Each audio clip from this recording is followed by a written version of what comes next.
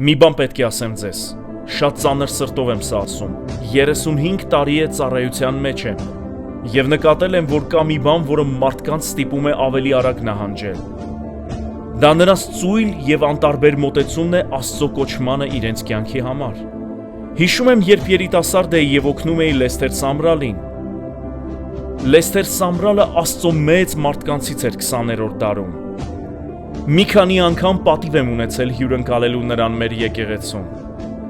Նա ներս էր մտնում, էներգիայով լեցուն։